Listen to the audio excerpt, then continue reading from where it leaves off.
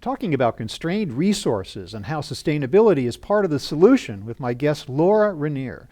She is Senior Director Analyst with Gartner. Hi, Laura. Hello. Thank you for being with me today. Laura, what do you see as being some of the key challenges related to sustainability as it affects supply chain leaders today? Yeah, we're seeing probably two key categories of challenges, right? There's one where we see increased pressure on supply chain leaders to really drive action forward.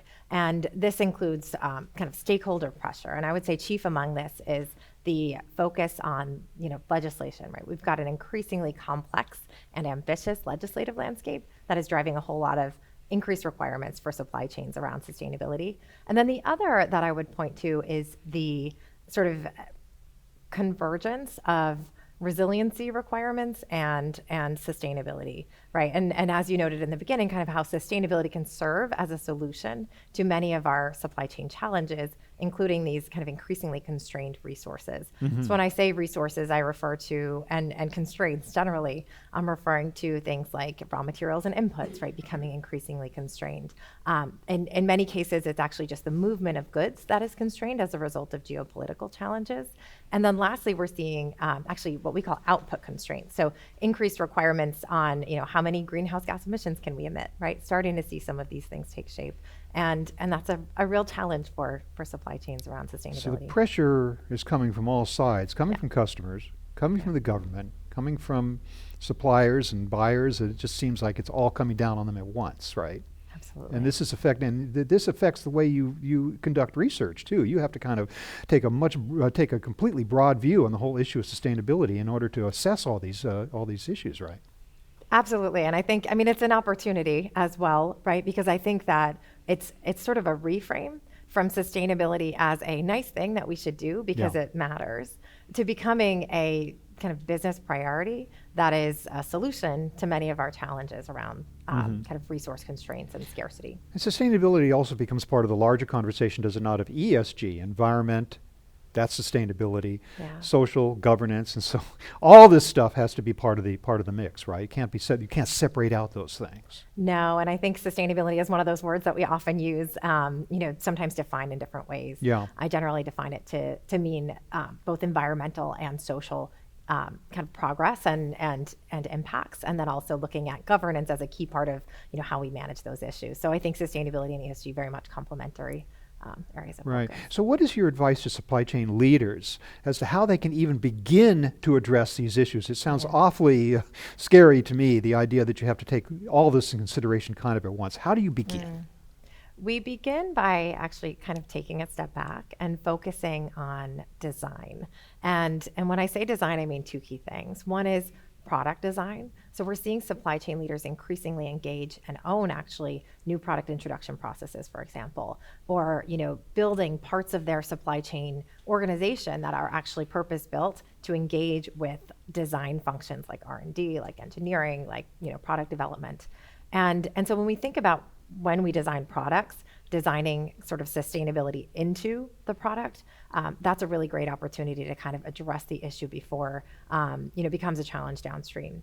The other kind of design that we see is supply chain design, right? So engaging with or thinking about how we're structuring our network, right? As we do the network design process, considering sustainability as part of this process, as we build our planning solution, thinking about what constraints should we be applying from a sustainability perspective. So really kind of taking that step back and saying how kind of early in the product life cycle or early in kind of the supply chain development process can we kind of consider sustainability and get ahead of some of these challenges.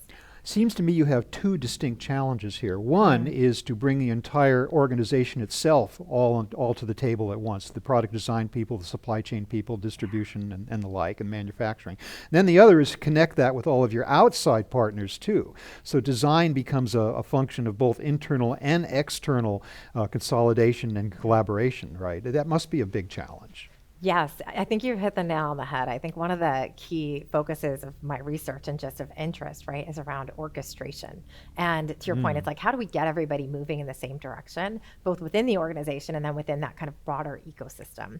Really important. And that's kind of the unlock and certainly where we're focused. So one particular area that is really important and interesting within that is decision guidance, right? So as leaders across the supply chain organization or perhaps broader organization make decisions, how can we inform those decisions with, again, kind of to consider our sustainability priorities? Somebody within the organization, though, has to oversee Yeah. this entire effort. Who is that person? Is it the procurement person? Is this chief supply chain officer designation, CEO? Who's on top of the whole thing to make sure it all comes together? Yeah, it's a great question. It really can vary. I think, what I see commonly is actually a cross-functional leadership council. So kind of above the supply chain, right? But including, certainly must include your chief supply chain officer or head of supply chain. But a cross-functional leadership council often is that sort of governance mechanism that oversees and ensures accountability and assigns kind of decision guidance, right? It can be a head of supply chain. It can be a head of sustainability, right? There's definitely different approaches to the solution, but it does need to exist. And I think, it's not always the case that it's there. And so that's kind of the first step. Do we have that governance mechanism in the first place? If not, then the question is, what is the best way to set that up? Yeah. Well, okay, as organizations undertake this immense effort, what are some of the barriers they can expect to face? They should be ready for the things they're going to run into that are common problems that you see in companies out there. And then what are some solutions to overcoming those barriers? A couple of things. I think one of them we sort of alluded to so far around equipping the organization, right? So one of the key barriers and opportunities is how do we, making sure we bring that entire organization along with us. But then in addition to that, I think there's sometimes a tendency to sort of maybe look to those kind of win-win opportunities as maybe what we should expect from our sustainability strategy overall. So for example, we see a lot of optimization opportunities in the kind of early stages, right? That low-hanging fruit where maybe we can, optimize our network and save costs and save emissions. Those are great. That's not going to be every single solution, right? Many solutions are going to require a significant amount of investment in order to actually deliver returns. And so how do we secure that investment? That is, I think, a key challenge, and really getting the investment in sustainable supply chain solutions is one of those barriers, right? And so how do we see organizations overcoming it? We see organizations starting to actually leverage some of these urgent challenges, right? These urgent fires that are being fought in order to then design solutions that can help us address our long-term issues as well. So I'll give you an example because I think that's, Sure. Sometimes it takes a minute to kind of get your head around it, right? So what we're seeing is that we've got a really interesting case study from a Karachi-based electrical utility. And so this organization was struggling couple of years ago with a shortage of PCBs, right, as many organizations were. And so because they didn't have access to these PCBs, they were dealing with surging demand and they were dealing with currency fluctuations and challenges. They were able to secure investment in developing a circular solution for their electricity meters. And so they were able to actually meet demand by developing the circular solution, which they did in partnership with their vendors, and invest in this solution because of this urgent challenge. But the outcome of this exercise, right, of this real circular kind of refurbishment of remanufacturing of electricity meters meant that they could ultimately reuse the metals in those meters and reuse the plastics in those meters, right? And take all of these constrained resources and utilize them more efficiently, right? Capture more value out of that fixed set of resources as a result and kind of mitigate some of those long-term materials challenges. So, if we can identify those kind of motivate the organization using those short-term challenges, but then design solutions that can address our long-term challenges, that's where we see real sweet spot opportunities. It's fascinating to see the idea that these challenges can actually point the way to a solution. Yeah. Laura, thank you so much for helping us to understand how companies can move forward with sustainability at a time of constrained resources and all of these challenges that they're facing just by nature of doing business globally. Thank you very much for your time. Thank you for having me.